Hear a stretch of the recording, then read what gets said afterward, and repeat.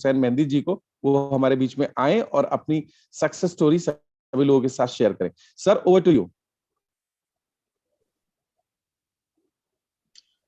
Thank you so much sir, thank you so much Rajeev sir, thank you so welcome much. Sir. Sir मेरी आवाज clear है, loud and clear? Perfect perfect. Okay, that's great sir, thank you so much. सबसे पहले sir thank you करना चाहूंगा Rajiv sir का, पूरी team आत्मनिर्भर का, संजय यादव सर का, जितनी भी मेरी ग्रेट अपलाइन है, एकता मैम का, मुझे इस अपॉर्चुनिटी को देने के लिए आप सबका सर तहे दिल से बहुत बहुत शुक्रिया। और आज मैं जरूर बताना चाहूंगा एक शॉर्ट स्पैन ऑफ टाइम में कि कैसे मैंने शुरू किया और क्या क्या चैलेंजेस आए मेरी लाइफ में, उसको ओवरकम कैसे किया और अपनी लाइफ को बेहतर कैसे बना, और मेरे आगे के फ्यूचर विजन्स भी क्या है। आई थिंक बहुत सारे लोग होंगे जो इस मीटिंग के अंदर होंगे जो ऑलरेडी जॉब करते हैं, एक अच्छे प्लेटफॉर्म पे काम कर रहे हैं और उनको इस बिजनेस को करना है। सर मैं शेयर कर सकता हूँ एक स्क्रीन को? यस, बिल्कुल कर सकते हैं सर, बिल्कुल कर सकते हैं। Thank you. एक पीपीटी के जरिए सर मैं शेयर करना चाहूंगा अपनी छोटी सी शॉर्ट जर्नी।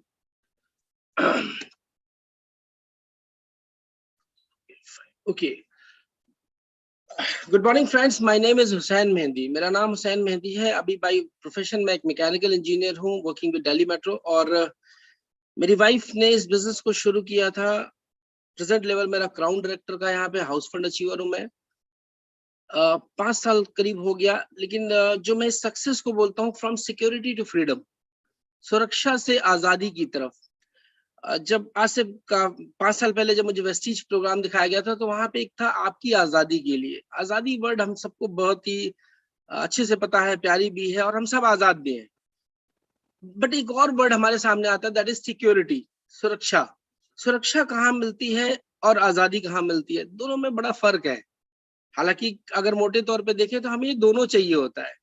अगर किसी से पूछा जाए आपको सुरक्षा चाहिए आजादी, तो लोग कंफ्यूज हो जाएंगे कि क्या चाहिए, क्योंकि सुरक्षा भी बड़ी इंपॉर्टेंट है और आजादी भी बहुत इंपॉर्टेंट है।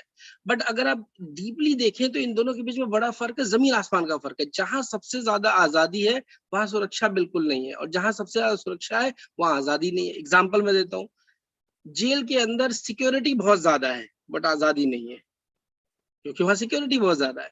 तो दोनों एकदम अपोजिट है। तो अगर आपको चुनाव करना है कि इसमें से क्या चुनना है, तो मुझे लगा कि मेरी लाइफ में सिक्योरिटी तो है बट फ्रीडम नहीं है। वो फ्रीडम कैसे अचीव करा जाए और कैसे मिलेगा, तो वहां पे मुझे वेस्टीज ने बहुत ज्यादा हेल्प किया। और मेरी पूरी फैमिली के साथ में मैं शुरुआत करूंगा अपनी जर्नी के साथ में बहुत शॉर्ट में। 5 जून विश्व पर्यावरण दिवस होता है। उत्तर प्रदेश के सिद्धार्थनगर जिले में, पहले बस्ती जिला लगता था, अभी सिद्धार्थनगर हो गया है, वहां पे मेरा जन्म हुआ।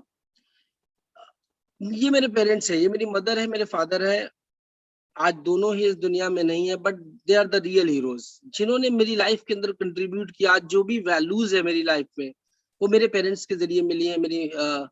अगर मैं अपने फादर की बात करूं, my father is a physics lecturer, और इंटरमीडिएट कॉलेज के अंदर वो प्रिंसिपल हुआ करते थे। और मेरी मदर भी हाउसवाइफ थी। तो एक अच्छी फैमिली से मैं बिलोंग करता हूँ। मेरी वाइफ है, जिनके साथ आज तकरीबन 2007 से लेके आज काफी लंबा अरसा हो गया हम लोग साथ में अपनी लाइफ को जी रहे हैं, और काफी ज्यादा इन्होंने हेल्प किया मेरी लाइफ के अंदर। मेरी लाइफ पार्टनर, लाइफ लाइन मैं कहता हूँ इन्हें। मेरी फैमिली है, ये मेरी स्ट्रेंथ है। मेरे 2 बच्चे हैं, बेटा मेरा 8th क्लास में है, बेटी मेरी 4th में है। और एक अच्छी खुशहाल जिंदगी, एक अच्छे फैमिली के तौर पे हम लोग रह रहे हैं। मेरे मेंटर्स हैं, जिनसे मैंने बहुत कुछ सीखा, स्पेशली संजय यादव सर, संतोष सर। ये 2 लोगों ने मेरी लाइफ के अंदर बहुत ज्यादा कंट्रीब्यूट किया। जब भी मुझे कोई चैलेंज आया, चाहे वो किसी भी तरह का चैलेंज हो, ये 2 वो शख्सियत थी जिनके पास मैं हमेशा गया और जिन्होंने मुझे हमेशा बहुत ज्यादा हेल्प किया, बहुत ज्यादा मदद किया।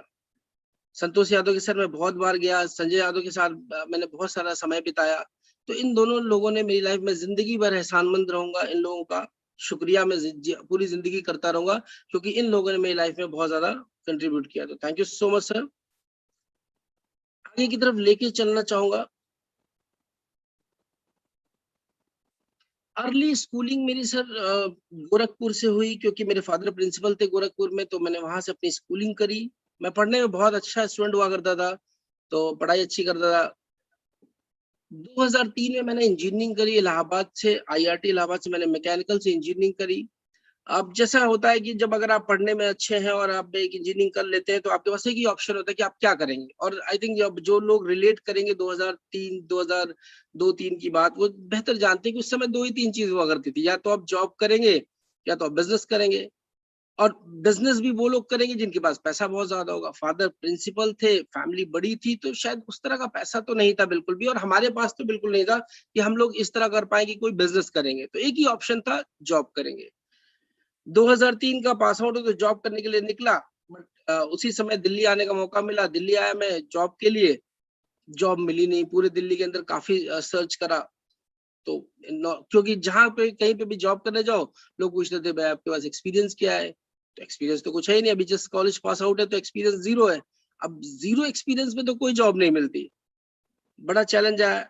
मैं वापस अपने घर चला गया, और मुझे एक चीज समझ, मेरे एक अंकल रहते हैं दुबई के अंदर, तो उन्होंने मुझे कहा कि अगर तुम्हें जॉब अगर इंडिया के अंदर नहीं सेटल हो पा रहे हो, तो एक काम करो, तुम दुबई आ सकते हो। और मुझे अच्छा ऑफर भी लगा, बढ़िया भी लगा। 2004 के अंदर मैं यहाँ से दुबई चला गया, और दुबई जाने के बाद मैंने वहाँ पे काम करना शुरू किया। कल अब चूँकि एक लड़का गोरखपुर जैसी सिटी से बाहर निकला और सीधा इलाहाबाद में उसने पढ़ाई करी, तो छोटी सिटीज़ है, और उसके बाद सीधा उसको एक्सपोज़र मिलता है दुबई का, तो फिर काफ़ी अच्छा और बड़ा विज़न मिला, बड़ी चीज़ें देखने का मौका मिला। कॉर्पोरेट जगत को बहुत कायदे से देखा, बड़े-बड़े टर्नओवर्स देखे, कंस्ट्रक्शन फ़ील्ड के अंदर मैं काम करता था, और ज़िंदगी बहुत अच्छी हो गई। आई थिंक 2003-4 के अंदर यहाँ पे एक जेईई को, या फिर मेरी प्रोफ़ाइल के लोगों को 8-10 हज़ार रुपए मिला करते थे, बहुत कम पैसे मिलते थे। लेकिन उस समय मेरी वहाँ पे सैलरी बहुत अच्छी हुआ करती थी, अच्छी इनकम होना शुरू हो गई थी, क्योंकि मल्टीप्लिकेशन काम करता है। अगर आप दुबई के अंदर ₹1 कमाते हैं, 1 दिरहम कमाते हैं, तो वो यहाँ पे आने के बाद आज की डेट में ₹20 हो जाता है। तो 20 का मल्टीप्लिकेशन, लेकिन मेरे टाइम में 12.5 का मल्टीप्लिकेशन हुआ करता था। तो इंडियन करेंसी के हिसाब से तकरीबन 20-25 हज़ार रुपए मेरी इनकम उस समय हुआ करती थी 2004 के अंदर। 2008-9 इकोनॉमिक क्रैश का टाइम था, इसने बहुत कुछ चेंज कर दिया। आई थिंक बहुत सारे लोग आप में से जो लोग इसको रिलेट कर पाते हैं, 2008-9 का टाइम बहुत ही क्रिटिकल क्रूशियल पीरियड था, और इस समय लेमन ब्रदर्स का केस हुआ, और पूरा का पूरा जो मार्केट था वो नीचे गया।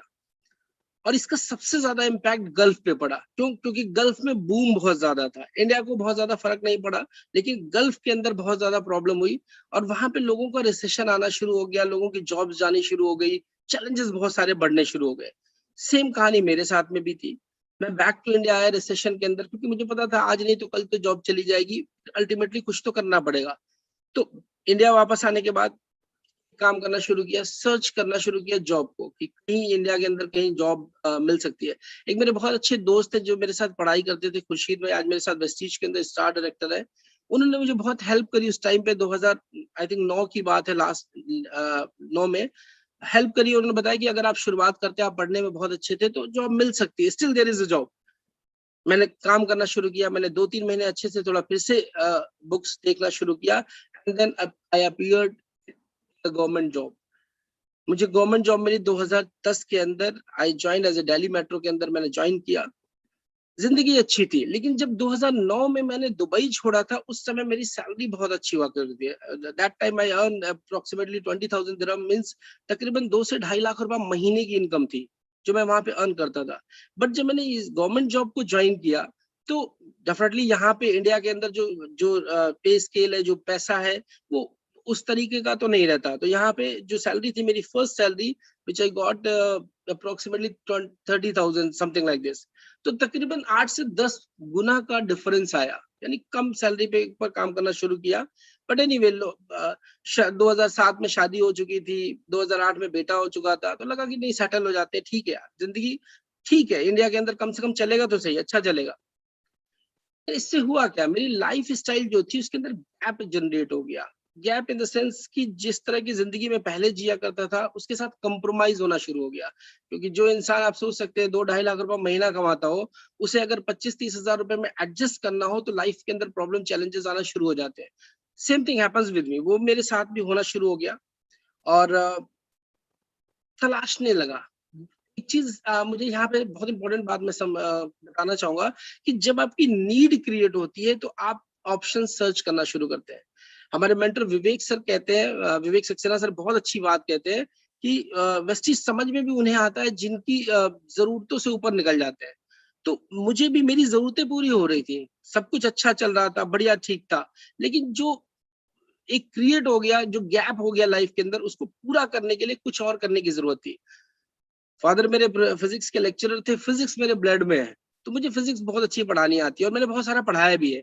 तो एक ही ऑप्शन था कि मैं एक काम करता हूँ, मैं कोचिंग खोल लेता हूँ अपने दोस्त के साथ, मैं फिजिक्स पढ़ाऊंगा, बाकी लोग केमिस्ट्री मैथ्स पढ़ाएंगे और हम एक अच्छी कोचिंग चलाएंगे दिल्ली के अंदर। हमने किया भी यही, कोचिंग खोला और सब कुछ चलाना शुरू किया, बहुत सारा पैसा भी लगाया, बहुत कुछ किया। बट जॉब के साथ साथ में वो काम कर पाना, एडजस्ट कर पाना, मैनेज कर पाना बहुत डिफिकल्ट होता है, बहुत मुश्किल होता है। तो वो हो नहीं पाया, बहुत सारे लॉसेस भी हुए वहां पे, चला नहीं। लकली ये person came in my life, मैं कहता हूँ सौभाग्य से, या मैं कहता हूँ फरिश्ते जैसा एक इंसान मेरी जिंदगी के अंदर उस समय आता, मिस्टर अमित चौहान। मैं चाहूंगा एक बार जोरदार तालियां, आप जहां भी बैठे हैं फिजिकली जरूर जरूर एक जोरदार तालियां बजाएं मेरी ग्रेट अपलाइन के लिए। क्योंकि वो शख्स अगर मेरी जिंदगी के अंदर ना आता तो शायद आज मेरी लाइफ के अंदर, आज शायद आप 1000 लोग मुझे, 2000 5000 जितने भी लोग सुनेंगे या सुना है, वो आज मुझे ना जानते होते ना मुझे सुनते होते। And he is the person mister Amit Chauhan, is a great person, जिन्होंने मुझे मेरा इंतखाब किया, मेरा नाम लिखा अपनी लिस्ट के अंदर और मुझे प्लान दिखाया। आइए मैं बताता हूँ वेस्टीज जर्नी के बारे में, वेस्टीज कैसे शुरू हुआ।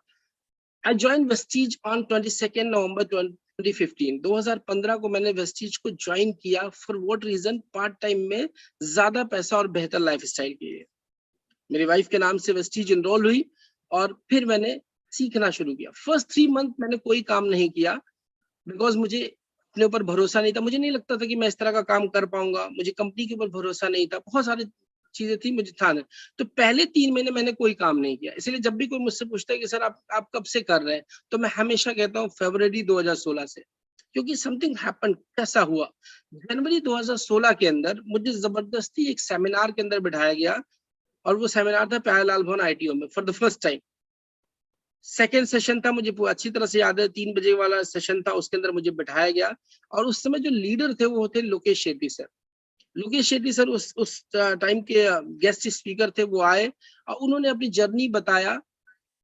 देन उस सेमिनार ने मेरे थॉट पैटर्न को चेंज किया। वो जो 3 घंटे का सेमिनार था, वो जो सर की जो स्टोरी थी और जो माहौल था वहां का, उसने मेरे थॉट पैटर्न को चेंज कर दिया और उस समय मैंने डिसीजन लिया। यहाँ माय डियर फ्रेंड बहुत इंपॉर्टेंट बात है, बहुत सारे लोग वेस्टीज को ज्वाइन कर लेते हैं बट दे नेवर डिसाइडेड। वो कभी जिंदगी में डिसाइड नहीं करते वेस्टीज को करने का, या वो डिसीजन उनका नहीं होता, किसी और का होता है, किसी और ने जबरदस्ती ज्वाइन करा दिया होता है। लाइक मुझे भी ज्वाइन कराया गया था, बट नवंबर में मेरी ज्वाइनिंग थी, बट मैंने ज्वाइन वेस्टीज किया, that time I have taken the decision, वो था फरवरी। और वहां से मैंने काम करना शुरू किया, बहुत मेहनत किया, बहुत सीखा, बहुत कुछ सीखने का था क्योंकि नई सारी चीजें थी, सीखा। इट वाज टफ, मुश्किल था बट नॉट इम्पॉसिबल। नामुमकिन तो कुछ भी नहीं था, because impossible says I am possible. शुरुआत करा मैंने दिल्ली के अंदर, मैंने काम करना शुरू किया। तो मुझे, मेरे पास सबसे बड़ा चैलेंज था, दिल्ली मेट्रो वालों के साथ एक ही चैलेंज रहता है कि वो, उनके पास क्या है, ट्रैवलिंग फ्री रहती है। वो फ्री में ट्रैवल करते हैं, इन द सेंस मतलब हमें कार्ड वो मिलता है, तो ट्रैवलिंग फ्री रहता है। बट चूंकि मुझे वेस्टीज डेवलप करना था तो बहुत सारी अलग अलग जगहों पे जाना था, तो मेरे पास कोई व्हीकल नहीं था और ज्यादातर लोग खरीदते भी नहीं, क्योंकि ट्रैवलिंग फ्री है तो व्हीकल की क्या जरूरत है, क्यों पेट्रोल खर्च करना है। मेरा भी थॉट पैटर्न ऐसे ही था।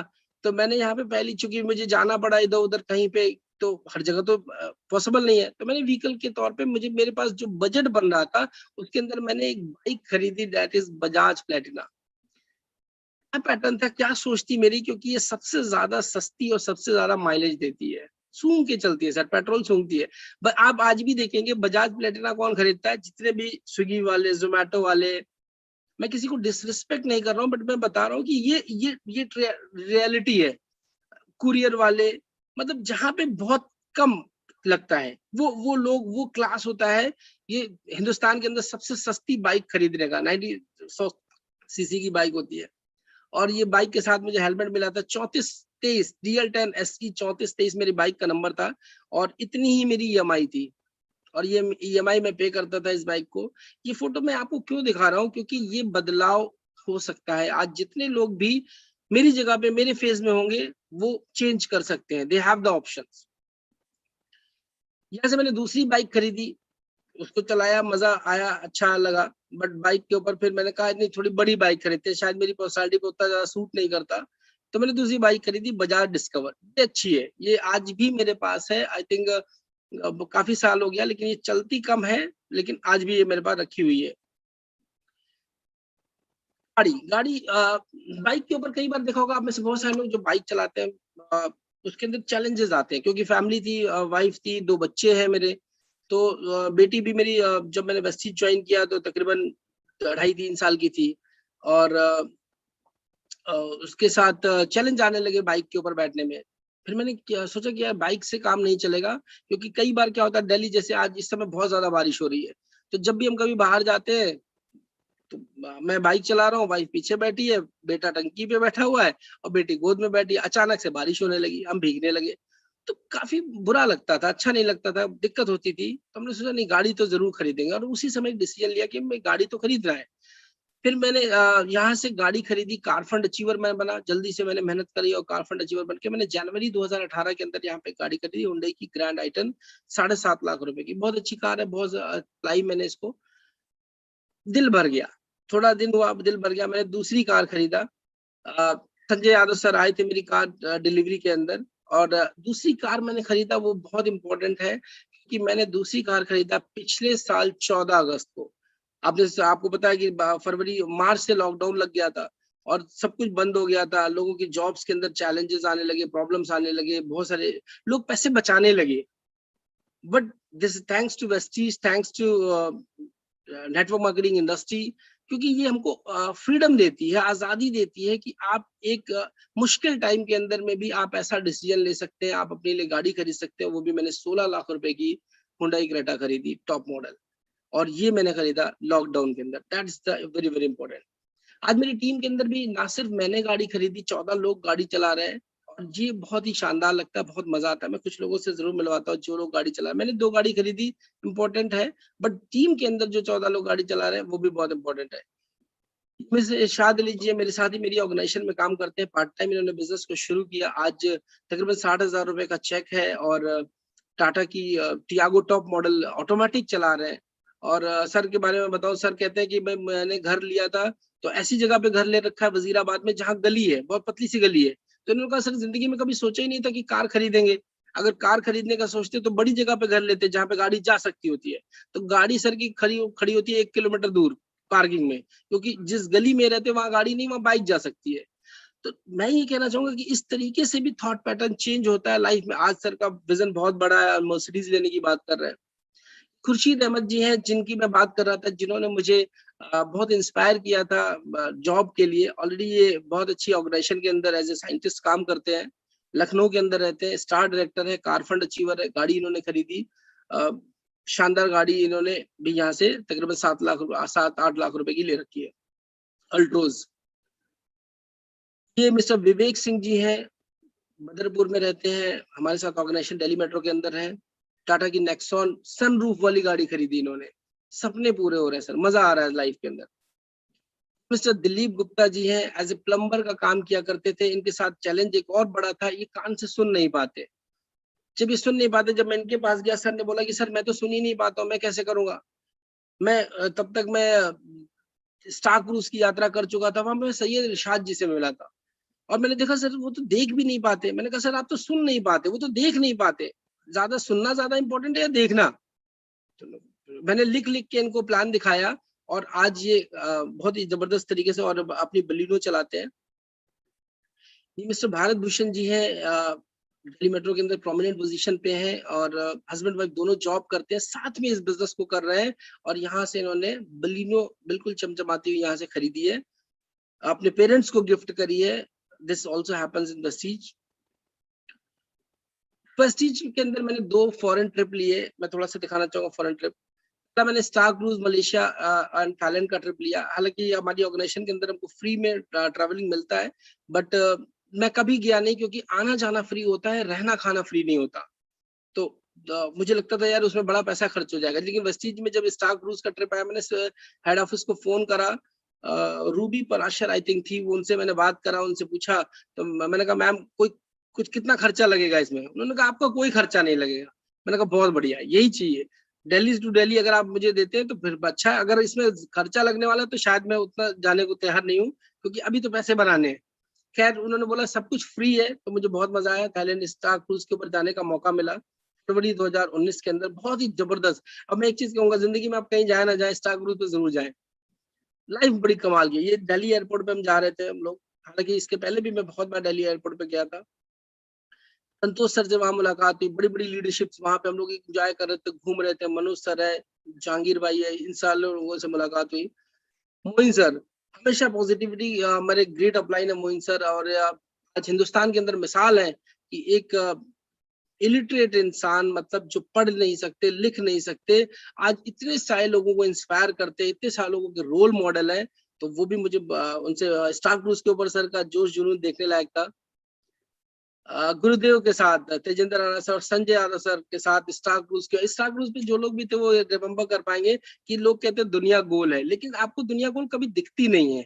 आपको दुनिया गोल दिखती सिर्फ स्टार क्रूज के ऊपर है, क्योंकि यहाँ से आप जब भी पूरा देखते हैं तो आपको बिल्कुल गोल दिखाई देता है, पूरा किनारा आपको गोल दिखाई दे रहा होता है।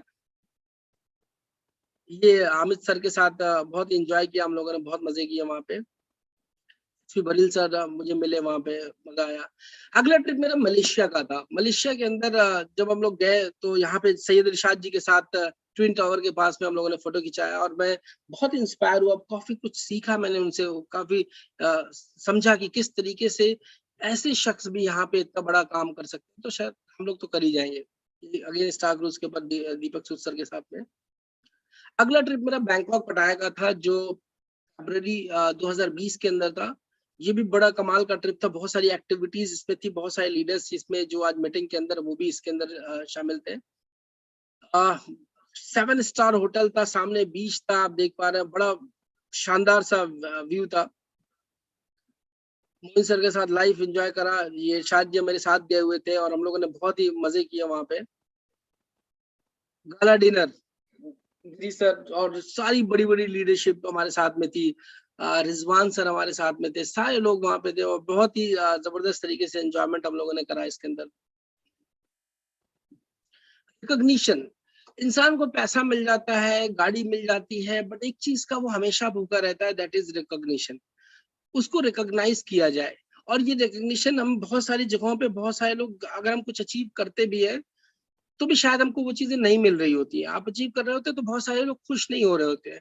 वेस्टीज का प्लेटफॉर्म ऐसा है, या फिर इस जगह पे ऐसा है, जब आप कुछ अचीव करते हैं, कुछ बड़ा करते हैं, तो ना सिर्फ आपको रिकॉग्नाइज किया जाता है, आपकी पूरी फैमिली को रिकॉग्नाइज किया जाता है।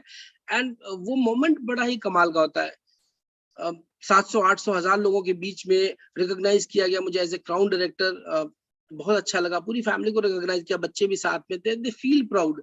उनकी उनकी आंखों में जब आप चमक देखते हैं, आप उनको लगता है कि यार कुछ मेरे पापा ने मम्मा ने कुछ तो किया है, कि वो चीजें आपको बहुत अच्छी लगती है, और उनका सेल्फ बिलीव बहुत बढ़ता है, उनका कॉन्फिडेंस लेवल बहुत ही हाई हो जाता है। ये लखनऊ में मेरा प्रोग्राम था, उसके अंदर रिकॉग्निशन, एयरपोर्ट पे भी लोग आ जाते थे, रेलवे स्टेशन पे भी आ जाते हैं, तो लाइक दिस, ये अपने आप में बड़ा अच्छा लगता है, बड़ा। और ये इस चीज का हर इंसान भूखा होता है, और वेस्टीज बार बार मौका देता है हमको इस तरह की लाइफ को जीने का। तो इसलिए ये इंडस्ट्री मुझे बहुत ही पसंद है, बहुत प्यारी लगती है इंडस्ट्री। मैं अपना पे आउट दिखाना चाहूंगा। जब मैंने ज्वाइन किया था नवंबर 2015 के अंदर, तो मेरा पे आउट था 322 रुपए का। मुझे फास्ट 8% के साथ में शुरुआत कराया गया था, मैंने ज्वाइन कर लिया था। मैंने बताया 3 महीने मैंने कुछ नहीं किया। 3 महीने मैंने सिर्फ अपनी खरीदारी की, 98 रुपीज आए, 163 रुपीज आए। लेकिन जब मैंने फरवरी 2016 के अंदर शुरू किया तो मेरा आउट 74 रुपया था। And that is the decisive moment, जब मैंने डिसीजन लिया इस बिजनेस को बिल्ड करने का, उस महीने का मेरा पे आउट 74 रुपया था। मैं अपनी अपलाइन से मिला, अमित सर से बात किया। अमित सर भी नए थे, तो उन्होंने कहा हमारी एक अपलाइन है, ग्रेट अपलाइन है, बहुत अच्छा पे आउट है, is the Moin Khan. Ramesh Nagar branch के अंदर, दिल्ली के अंदर हम लोग गए, वहां से मुलाकात करा। मैंने कहा सर एक चीज बताओ, इसके अंदर 1 लाख रुपए आ सकता है? क्योंकि जो लाइफ थी, मुझे अपने लाइफ को, अपने लाइफ स्टाइल को मेंटेन करना था, तो मुझे कम से कम 1 लाख रुपया चाहिए था। अगर 1 लाख रुपया मेरा आएगा तो मैं लाइफ को बेहतर जी पाऊंगा, एक अच्छी जिंदगी, और अच्छी जिंदगी जो मुझे चाहिए वो मैं ले पाऊंगा। मोइन सर ने कहा इस बिजनेस के अंदर 3 साल लगते हैं, और 3 साल के अंदर आपका चेक 1 लाख रुपया पहुंच जाएगा। मैंने कहा सर 3 साल में देने को तैयार हूँ, अनकंडीशनल 3 साल देने को तैयार हूँ, लेकिन इस बात की गारंटी होनी चाहिए कि मेरा चेक लाख रुपया होगा। बिल्कुल बोला उन्होंने कि सर लाख रुपया मिलेगा, और मैंने उनकी स्टेटमेंट देखी, मैंने कहा अगर ये इंसान उस समय, आई थिंक मोइन सर का चेक लाख सवा लाख रुपए के आसपास था, तो अगर ये इंसान कमा सकते हैं तो हुसैन मेहदी तो इंजीनियर कमा ही लेगा। ऐसा करके फीलिंग आया और मैंने काम करना शुरू किया। पूरे साल मैंने काम किया। नवंबर 2016 के अंदर आपका नोटबंदी भी हुआ, लेकिन पूरे साल की मेरी इनकम थी 1,76,029 रुपए। यानी पूरे साल मैंने काम किया और मेरी इनकम आई 1,76,029 रुपए। एवरेज इनकम की मैं बात करूं फर्स्ट ईयर के अंदर तो 14,669 रुपए की एवरेज इनकम है मेरी, जो मैंने यहाँ से अर्न करा। 1 साल कंप्लीट हो गया, दूसरा साल शुरू हुआ, दूसरा साल भी मैंने काम करना शुरू किया।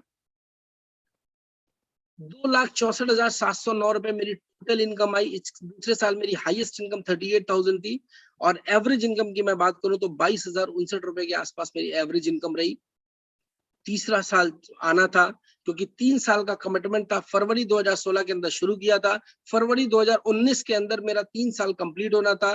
मोइन सर से प्रॉमिस हो चुका था, काम मैं लगातार कर रहा था, जो कुछ करना था शिद्दत के साथ मैं काम करता था। थर्ड ईयर शुरू हुआ, 30,000, 52,000, 26,000, 64,000, 68,000, 61,000, 53,000, 41,000, और दिसंबर में चेक पहुंचा 99,212 रुपया। तकलीफ बहुत हुआ यार, 99,212 रुपया, 700-800 रुपया कम था। मेरे से लेके डाल देते लाख रुपया हो जाता, 6 फिगर की इनकम हो जाती, मजा आ जाता, बट हुआ नहीं। जनवरी आया 92,477 रुपया, लेकिन अब तो 8,000 रुपए का डिफरेंस आ गया। कहते हैं ना, अगर आप किसी चीज को शिद्दत से चाह ले तो कायनात भी मिलाती है। फरवरी आना बाकी था, पूरी ताकत लगाई मैंने कहा नहीं 3 साल के अंदर, क्योंकि हम लोग कहते हैं 3 साल के अंदर अगर शिद्दत से काम करते हैं तो 6 फिगर इनकम को टच कर जाते हैं। मैंने पूरी ताकत लगाई। उस महीने का मेरा चेक था 1,19,474 रुपए का। और फिर मोइन सर से मिला, क्या मोइन सर को गले लगाया और बोला सर आपने जो कहा था 3 साल के अंदर 1 लाख, ना 1 लाख आया, 1,19,000, जहां 8,000 कम था, इधर 19,000 ज्यादा था। 1,19,000 का चेक था, और मार्च के अंदर 1,17,643 टोटल इनकम पूरे फाइनेंशियल ईयर की थी 8,21,795 रुपया, और एवरेज इनकम थी 68,483 रुपया। इतनी ही मेरी सैलरी उस समय हुआ करती थी। यानी सैलरी के इक्विवेलेंट एक एक्स्ट्रा इनकम मैंने अर्न करना शुरू कर दिया था, जहां से मेरी लाइफ के अंदर बहुत सारी चीजें पूरी होना शुरू हो गई थी। जो छोटी मोटी जो कॉम्प्रोमाइजेस थे वो खत्म हो गए थे, लाइफ बेहतर होना शुरू हो गई थी, सब कुछ अच्छा चल रहा था। आगे चौथा साल शुरू हुआ, काम करना शुरू किया, 1,13,000। मई 2019 के अंदर मेरा हाईएस्ट चेक आया 1,47,322 रुपया। 1,23,000, 1,24,000, 1,22,000, 1,26,000, 1,23,000, 1,19,000। दिसंबर और जनवरी मेरी लाइफ का बहुत ही मुश्किल और स्ट्रगल भरा हुआ टाइम था। जनवरी 2020 को मेरे फादर एक्सपायर कर गए, और दिसंबर और जनवरी 2 महीने मैंने बिल्कुल भी काम नहीं किया। मेरे फादर लखनऊ के अंदर एक हॉस्पिटल के अंदर एडमिट थे, तो वहां पे हम लोग सब वहीं पे एडमिट थे। मतलब फादर को ही देख रहे थे, तो बिल्कुल भी काम नहीं किया। बट दैट 2 मंथ्स 91,087, अगर आप देखें तो तकरीबन 1,80,000 रुपए मैंने उस महीने भी कमाए, उन 2 महीनों में, जब मैंने जीरो वर्क डाउन किया, जीरो काम किया। And this is the power of this business. अगर आपको ये बिजनेस की पावर समझनी है तो आप मुश्किल टाइम के अंदर देखिए बिजनेस किस तरीके से आपके साथ में खड़ा है। शायद अगर मैं कोई प्राइवेट नौकरी कर रहा होता तो मुझे सैलरी नहीं मिल रही थी, या कुछ भी कोई सा भी काम कर रहे हो, आप गवर्नमेंट जॉब में, प्राइवेट जॉब में, कहीं पे भी है, अगर आप काम नहीं करेंगे तो पैसा नहीं मिलेगा। लेकिन this is only the business जहां पे आप एक बार मेहनत करते हैं, एक बार नेटवर्क बनाते हैं, एक बार टीम साइज करते हैं। क्योंकि मैं काम नहीं कर रहा था, मेरी टीम के अंदर वाले लोग काम कर रहे थे, मेरे बाकी सारे साथी काम कर रहे थे, और उसका रिजल्ट मुझे आ रहा था।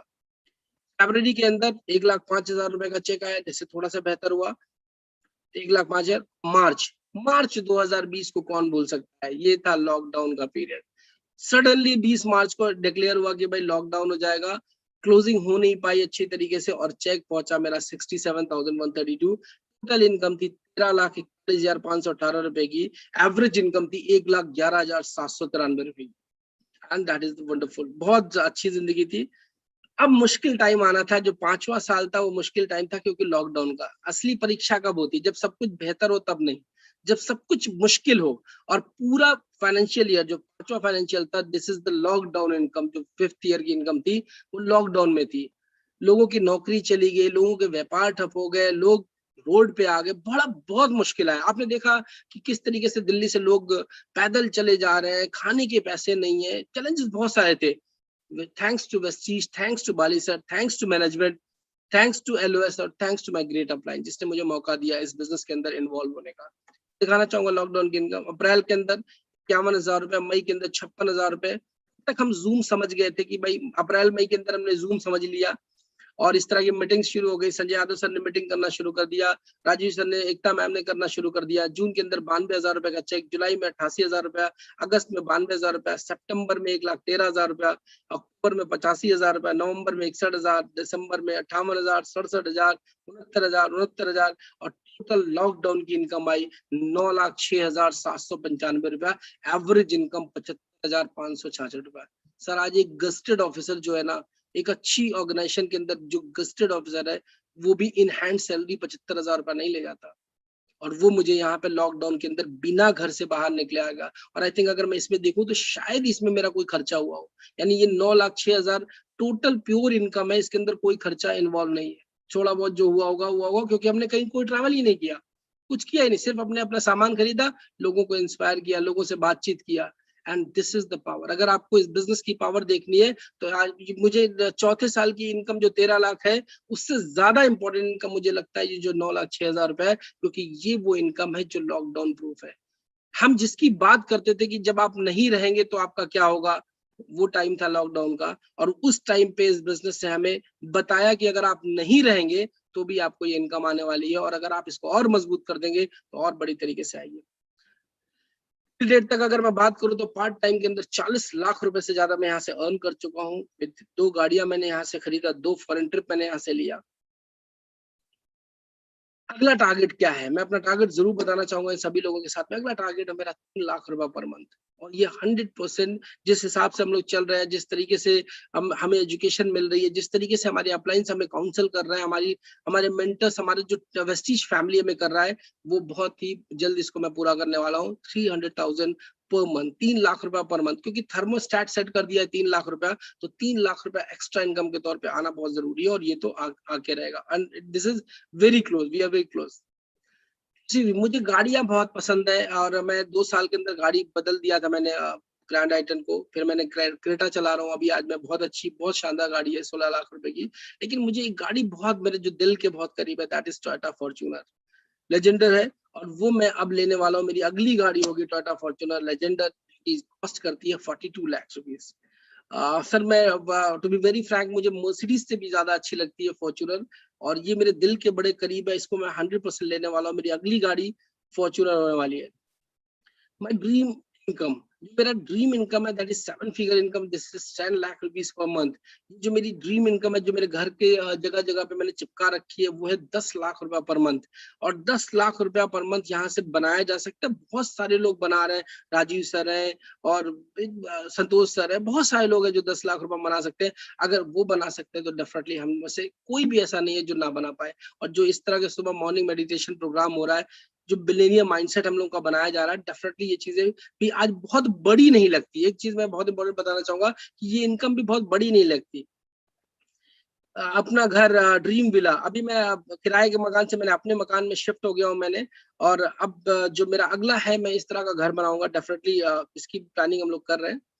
This is just the beginning, ये जस्ट शुरुआत है। Now the question is how I did in this part time. सब असली मुद्दा अभी आता है। बहुत सारे लोग सोच रहे थे सर ये तो ठीक है, ये सारा कुछ किया, लेकिन कैसे करा। तो मैं शॉर्ट में 5, 7, 10 मिनट के अंदर मैं जरूर बताना चाहूंगा कि इसके अंदर मैंने ये कैसे किया, और ये कोई भी इंसान कैसे कर सकता है।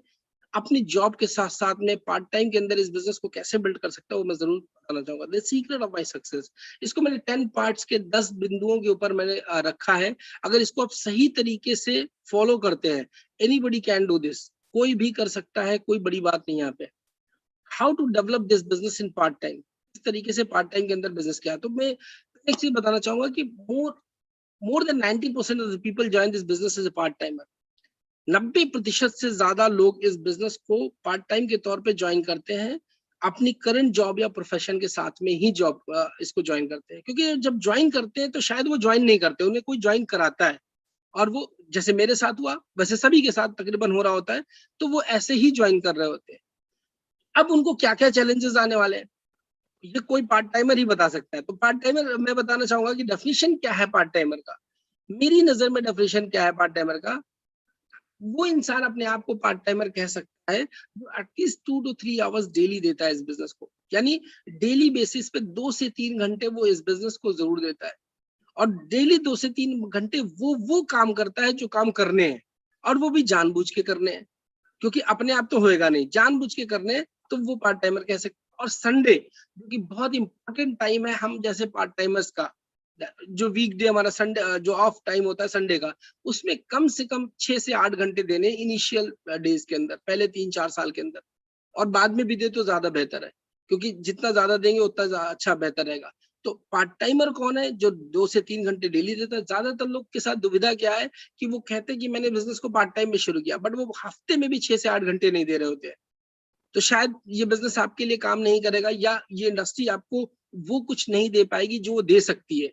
तो एटलीस्ट अगर आपको इंडस्ट्री से बड़ा लेना है, अगर मैं फॉर्च्यूनर लेने की बात कर रहा हूँ, अगर मैं विला खरीदने की बात कर रहा हूँ, अगर मेरे सपने बड़े हैं, तो मुझे देना भी कुछ पड़ेगा। तो मुझे एक चीज बहुत अच्छे से क्लियर थी शुरू से ही कि मुझे 2-3 घर, क्योंकि मुझे पता था कि इतने साल पढ़ाई करने के बाद भी मुझे क्या मिल रहा है, कितनी सैलरी मिल रही है, कितनी सिक्योरिटी है, क्या कुछ है, वो मुझे बहुत अच्छे से क्लियर था। तो मैंने यहाँ पे कभी भी अननेचुरल डिमांड नहीं किया कि नहीं मेरा जी अभी इतना दिन हो गया, मुझे तो पैसे नहीं आ रहे, आने चाहिए थे, क्योंकि मैं जानता था कि इसके अंदर आने तभी चाहिए जब आप कुछ करेंगे। तो 6 से 8 घंटे आपको मिनिमम इसके अंदर संडे के दिन 10 पॉइंट्स के अंदर मैं पहला पॉइंट मेरा है, अगर आप पार्ट टाइमर है, फुल टाइमर है, या कुछ भी है, पहला काम जो आपने इस बिजनेस के अंदर करना है वो करना है आपको डिसीजन लेना है। डिसीजन मतलब क्या होता है? No other option to reach my dream. अगर मुझे आज भी फॉर्च्यूनर खरीदनी है ना, I don't have any option. मेरे पास दूसरा कोई ऑप्शन नहीं है सिवाय वेस्टीज के, सिवाय नेटवर्क मार्केटिंग इंडस्ट्री के, कोई ऑप्शन नहीं। आई don't have any other option.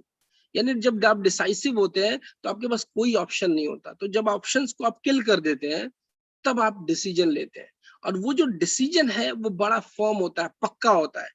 तो पहला पॉइंट है कि आपको डिसीजन लेना पड़ेगा, दुविधा में नहीं रहना है। आप या तो इधर आ जाए या तो उधर चले, या तो इस बिजनेस को बिल्ड करें या तो बिजनेस को बिल्ड नहीं करें। फुल टाइमर नहीं है तो आप पार्ट टाइमर है, लेकिन स्पेयर टाइम नहीं चलेगा। कभी बारिश हुई, नहीं हुई तो मैं सेमिनार में पहुंच जाऊंगा, बारिश हुई तो नहीं पहुंच पाऊंगा, ऐसा नहीं चलेगा। जैसे हम किसी भी काम को करते हैं तो हम पूरी ईमानदारी के साथ और पूरी शिद्दत के साथ करते हैं, हमें इस बिजनेस को भी ईमानदारी और शिद्दत के साथ करना होगा। तो कोई ऑप्शन नहीं होना चाहिए आपके पास में। दूसरा जो बहुत इंपॉर्टेंट है, कमिटमेंट। वो मिनिमम 3 इयर्स का, 3 साल ग्रेजुएशन करने के बाद 20-15 मैं दिल्ली आया था, मुझे 15,000 रुपए की नौकरी नहीं मिली। 2003-4 की मैं बात बता रहा हूँ। मैंने पढ़ाई नहीं करी थी, मैंने इंजीनियरिंग करा था, उसके पहले मैंने 12 साल पढ़ाई करी थी। 16-17 साल पढ़ाई करने के बाद 15-20 हजार रुपए की नौकरी नहीं मिल रही थी, आज भी नहीं मिल रही है, बहुत चैलेंजेस है।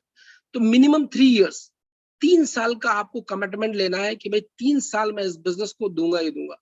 और वो कमिटमेंट का मतलब, कमिटमेंट एक बार जब आप कमिटमेंट लेते हैं तो वो फिर कंप्लीट होना चाहिए। उसके अंदर जो बेसिक्स है वो करना है, इधर उधर नहीं देखना। 3 साल के पहले ना मैं इधर देखूंगा ना मैं उधर देखूंगा। 3 साल में डट के काम करूंगा, टिक के काम करूंगा, जो सिस्टम कहता है मैं उसको फॉलो करूंगा। उसके बाद हम सोचेंगे क्या हुआ क्या नहीं हुआ। और 3 साल अगर कोई भी करेगा, मेरे जैसा इंसान 3 साल के अंदर 1,19,000 रुपए का चेक बना देता है, तो कोई भी बना सकता है। सवाल सिर्फ इतना है, आप 3 साल टिकते हैं या सिर्फ बने रहते हैं। बहुत सारे लोग ज्वाइनिंग करके छोड़ देते हैं और बने रहते हैं, उससे काम नहीं चलेगा। तीसरा जो बहुत इंपॉर्टेंट चैलेंज आता है पार्ट टाइमर्स के साथ, फैमिली का बहुत बड़ा चैलेंज आता है। तो क्या करना है, इन्वॉल्व करना है अपनी फैमिली को। कैसे इन्वॉल्व करेंगे? क्योंकि अगर फैमिली, आप देखिए, आप ऑलरेडी जॉब कर रहे हैं, आपके पास 24 घंटे हैं, आप ऑलरेडी 8-10 घंटे की नौकरी कर रहे हैं, आपको 8 घंटे सोना भी है, तो 10 8 18 घंटे हो गए, आपके पास समय कितना बचा? बहुत कम सा। अगर उसके अंदर भी वो समय आप अपनी फैमिली को नहीं देंगे तो फिर कैसे होगा? तो इस बिजनेस के अंदर बहुत इंपॉर्टेंट है कि आप अपनी फैमिली को इन्वॉल्व करें, अपने बच्चों को बताएं, अपनी वाइफ को बताएं कि आप इस बिजनेस को क्यों बिल्ड कर रहे हैं और आने वाले टाइम में उन्हें क्या मिलने वाला है। अगर उन्हें ये बात क्लियर रहेगी तो वो आपके लिए बर्डन नहीं बनेंगे, आपके लिए हर्डल नहीं क्रिएट करेंगे, वो आपको सपोर्ट करेंगे। लाइक मेरी वाइफ, मेरे बच्चे को मैंने बहुत अच्छी तरह से क्लियर करा है कि देखो हम इसमें क्यों बिजनेस कर रहे हैं, क्योंकि हम बहुत बेहतर लाइफ जीना चाहते हैं। तो इसके लिए आज मुझे सेक्रीफाइस करना पड़ेगा। मेरी बेटी बहुत छोटी थी, मैं जब मीटिंग करने जाता तो पैर में लटक जाती थी, लेकिन मैं छोड़ के चला जाता था, क्योंकि उसे आज जो चाहिए, आज उसे टैबलेट चाहिए मैं दिला देता हूँ, आज जो चाहिए वो मुझसे मिल जाएगा। तो आज जो चाहिए उसके लिए थोड़ा सेक्रीफाइस करना पड़ेगा, और इसके लिए आपको अपनी फैमिली को इन्वॉल्व करना पड़ेगा। तो फैमिली को कभी भी आप अपने अगेंस्ट ना खड़ा करें, अपने साथ में खड़ा करें, तभी आप इस बिजनेस को बहुत अच्छी तरीके से बिल्डअप कर पाएंगे। 100% user, I am the best customer of my business. मैं अपने बिजनेस का, जो मेरा बिजनेस है, जहां से मेरी आईडी शुरू होती है, जहां से मेरा टर्नओवर शुरू होता है, वहां से मैं अपने टर्नओवर का सबसे अच्छा कस्टमर हूँ। सबसे ज्यादा पीवी मैं खुद करता हूँ। क्यों? क्योंकि अगर मैं अपने बिजनेस का सबसे अच्छा कस्टमर नहीं हूं, तो मैं how I can expect to someone else, दूसरे से मैं कैसे उम्मीद कर सकता हूँ कि वो बहुत बढ़िया कस्टमर बनेगा। तो मैं सबसे अच्छा कस्टमर, तो 100% यूजर। हम लोगों ने अपने घर में डिसाइड किया कि घर के अंदर जो कुछ भी आएगा, मेरे घर में आशीर्वाद आटा आया करता था। जब से बेस्ट डील शुरू हुआ, हमने राजधानी खाना शुरू कर दिया, क्योंकि वही मेरा है। तो अगर हम 100% सोल्ड आउट हो जाएंगे इस बिजनेस को, वेस्टीज को, तो हम बेहतर कर पाएंगे। और ये बहुत इंपॉर्टेंट पॉइंट है, क्योंकि ये very very important crucial point है। पांचवा जो इंपॉर्टेंट था, start learning basics of the business. जब मैंने ये सब कुछ करा, तो फिर शुरुआत करा बेसिक्स को सीखना। बेसिक्स क्या थे? ऑल रूल्स एंड रेगुलेशंस कैसे हैं। पहला 7 मिस्टेक्स मैंने वीआईपी अटेंड करा। 7 मिस्टेक्स को मैंने सीखा कि क्या कुछ नहीं करना है। ये बहुत इंपॉर्टेंट है इस बिजनेस के अंदर सीखना। ऑलरेडी आपके पास समय कम है, तो उसमें भी आप गलती करेंगे तो बहुत प्रॉब्लम होगा। तो क्या कुछ नहीं करना है, तो मुझे समझ में आया कि यहाँ पे 7 ऐसी गलतियां जो नहीं करनी है, 7 ऐसे कदम है जो चलने हैं, यानी 7 स्टेप को मुझे करना है। और 3 कार्डिनल रूल, 3 कार्डिनल रूल है। भरील सर से मैंने बहुत अच्छे से सीखा कि उन्होंने बताया कि क्या 3 कार्डिनल रूल्स है, जिसको अगर आप फॉलो करते हैं तो आप इस बिजनेस के अंदर बड़ा करेंगे। मैं आप सभी से रिक्वेस्ट करूंगा कि इन्हीं 3 चीजों के ऊपर अगर आप टिके रहते हैं, 7 मिस्टेक को आप कभी मत करें, 7 स्टेप को लगातार करते रहे और 3 कार्डिनल रूल्स को फॉलो करते रहे, तो आपका बिजनेस बहुत तेजी के साथ आगे बढ़ेगा। अटेंड ऑल प्रोग्राम्स, बड़े बड़े इवेंट्स में बैठने का मौका मिलने लगा। मुझे बहुत मजा आता है इवेंट्स के अंदर बैठना। भीड़ रहती है बहुत ज्यादा। हमारे यहाँ सीएनटी होती है, VIP, CSS, SBC, MMI, STM, जो भी हुआ वो उसके अंदर जहां भी मौका मिला, बिना देखे कि कौन क्या है, मैंने वहां पे अटेंड करा और अटेंड करके वहां से सीखना शुरू किया। प्रोग्राम्स की मैं फोटो दिखाता हूँ। ये तालकोटरा स्टेडियम का इवेंट था। भीड़ के साथ बैठना शुरू किया। यहाँ पे मैं एक बहुत इंपॉर्टेंट पॉइंट है, सिस्टम का जितना ज्यादा यूज करेंगे, उतना ज्यादा सिस्टम आपके लिए काम करेगा। तो अपन जितना ज्यादा सिस्टम प्रमोट करेंगे, उतना ज्यादा सिस्टम आपको प्रमोट करेगा और आप उससे ज्यादा बेनिफिट ले पाएंगे। तो मैंने इस तरह के इवेंट्स अटेंड करने शुरू करे, बड़े बड़े इवेंट्स। नैनीताल का इवेंट एसटीएम का है, जिसके अंदर गए विवेक, थैंक्स टू विवेक सर, जिन्होंने हम सबके माइंडसेट को बहुत अच्छी तरीके से बनाया, बहुत कुछ क्लियर किया। भीड़ के साथ 100 लोगों के साथ हमने बैठाना शुरू किया। सातवां जो बहुत इंपॉर्टेंट पॉइंट है, that is understanding the N graph. N graph बहुत इंपॉर्टेंट है, मुझे शुरुआत में ही समझ में आया था। एन ग्राफ क्या है? एफर्ट और इनकम। अगर आप पहले से क्लियर है कि आपको क्या चीज है, एफर्ट, यहाँ पे 2 चीजें, एक एफर्ट है, एक इनकम है। आप देखेंगे फर्स्ट ईयर के अंदर जो ऑरेंज लाइन है, वो एफर्ट की लाइन है। आपने बहुत सारा एफर्ट करा, आपको छोटी सी इनकम आती है। लेकिन जब सेकेंड ईयर आता है, तो आपका एफर्ट थोड़ा सा कम हो जाता है, क्योंकि आपकी टीम बन जाती है, लेकिन इनकम बढ़ना शुरू हो जाती है। थर्ड ईयर के अंदर एफर्ट थोड़ा सा और कम होता है, इनकम और बढ़ जाती है। फोर्थ ईयर के अंदर एफर्ट बहुत कम हो जाता है, लॉकडाउन का पीरियड आ गया, काम बिल्कुल नहीं कर पा रहे, बट इनकम बहुत बड़ी सी आ रही है। और फिफ्थ ईयर से आप फाइनेंशियली फ्री होना शुरू हो जाते हैं। खुदा न खास्ता अगर आप काम नहीं भी कर पाते हैं, तो भी आपकी इनकम आना शुरू हो जाती है। अगर आपको पहले दिन से आपको क्लियर है, आपकी टीम को क्लियर है, तो आपको कभी भी इस बिजनेस में घबराने की जरूरत नहीं है, क्योंकि आपको पता कि अभी आपको पहला साल चल रहा है, आपका दूसरा साल चल रहा है, आपका तीसरा साल चल रहा है, आपका चौथा साल चल रहा है। और ये एन ग्राफ साइंटिफिकली प्रूवन है, अगर आप सिस्टम के साथ काम करते हैं तो आपके साथ काम जरूर करता है। एटीट्यूड वेरी वेरी इंपॉर्टेंट इस बिजनेस के लिए। एटीट्यूड हर हाल में, हर काल में। मैंने अभी आपको तकरीबन 5 साल के मैंने चेक्स दिखाए, मेरे कभी भी चेक्स रुके नहीं, क्योंकि एक आदत मेरे अंदर है एटीट्यूड का। मुझे जीतना है, मुझे अपने चेक्स कभी भी रोकने नहीं है, चाहे कुछ भी हो जाए। इसके अंदर बहुत सारे चैलेंजेस आए, लेकिन फिर भी कभी भी चेक्स नहीं रुका। क्योंकि बिल गेट्स से किसी ने पूछा था आप कैसे सेलेक्ट करते हैं, उन्होंने तो एक बात बहुत बढ़िया कही थी, मैं ऐसे पहले देखता हूँ उस इंसान को, मैं सेलेक्ट करने की कोशिश करता हूँ जो जीतना चाहता है। तो किसी ने पूछा सर अगर जीतने वाला इंसान ना मिल पाए तो उन्होंने बोला कि मैं फिर ऐसे इंसान को चुनाव करता हूँ जो कम से कम हार से नफरत करता हो, हार से इनकार करता हो। तो अगर आप जीतने के लिए उतने इच्छुक नहीं, तो कम से कम हार से आपको नफरत होनी चाहिए, और मेरे अंदर बहुत है। इसलिए मैंने हमेशा जीतने की कोशिश करी, और हमेशा मैं भी कहूंगा कि ये एटीट्यूड आपके अंदर जरूर जरूर होना चाहिए कि आप हर हाल में, हर काल में आप अपने आप को बड़ा बनाए, आपको अपने को बेहतर बनाए।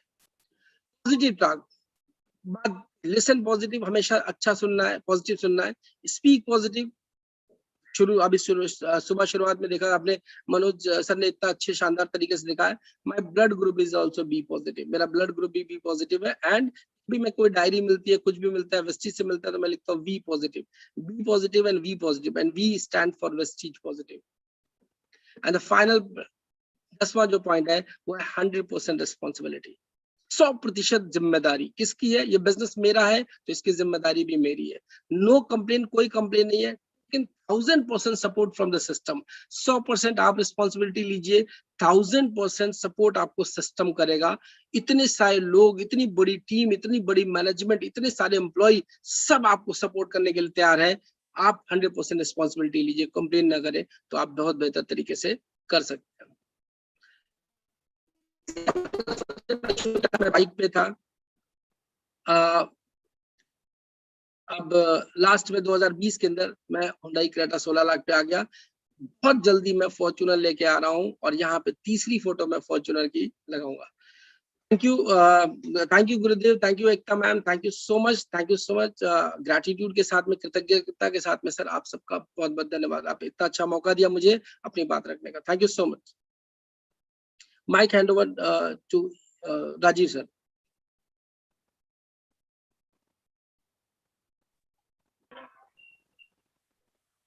Thank you so much sir. बहुत ही शानदार तरीके से आज आपने अपनी जर्नी शेयर की और हम सभी लोगों को ये पता लगा कि कैसे हम पार्ट टाइम काम करते हुए अपने सपनों को यहाँ से पूरा कर सकते हैं और अपनी जिंदगी में तो खुशियां ला ही सकते हैं, साथ ही साथ अपने नेटवर्क में कुछ और लोगों को भी हम सफल बना सकते हैं। जैसा आपने दिखाया, अपने कुछ साथियों को आपने इस बिजनेस में ज्वाइन कराकर उन्हें भी सफल बनाया।